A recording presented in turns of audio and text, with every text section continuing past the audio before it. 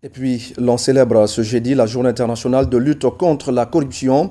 C'est l'occasion chaque année de se pencher sur cette pratique ainsi que sur ses conséquences sur l'économie mondiale.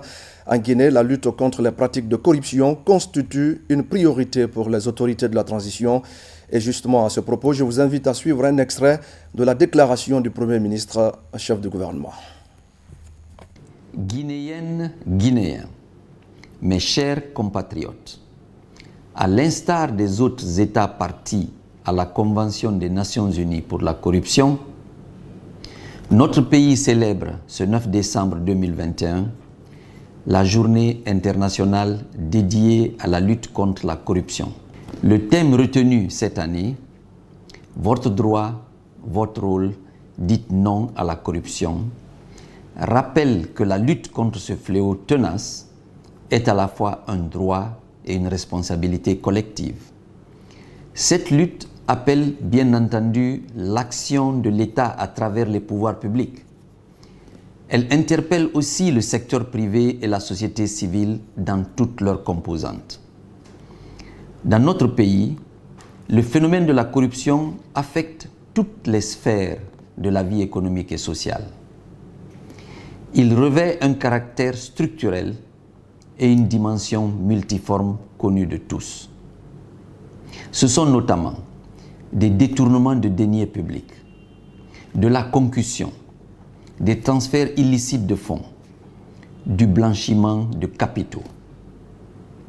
L'année dernière, l'ONG Transparency International a classé la Guinée au 137e rang mondial sur 178 pays, avec une note de 28 points sur 100. À lui seul, ce classement illustre l'ampleur de ce fléau et de ses pratiques assimilées dans notre pays.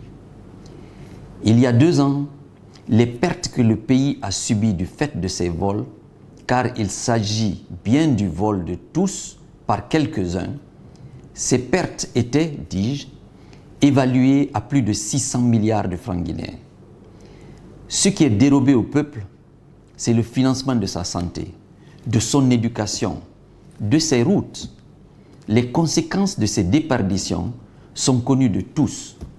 Une faiblesse de l'économie en dépit d'une croissance portée par l'extraction minière, une accentuation de la pauvreté, l'état désastreux et insoutenable de nos routes et voiries, le chômage endémique des jeunes entraînant des aventures périlleuses vers l'Occident, la faible qualité des soins de santé et des infrastructures éducatives, la faiblesse des investissements directs étrangers, ces facteurs que je viens d'évoquer, parmi tant d'autres, ont conduit à l'intervention de nos vaillantes forces de défense et de sécurité et la prise du pouvoir le 5 septembre dernier par le Comité national du Rassemblement pour le développement, sous la direction du colonel Mamadi Doumbouya.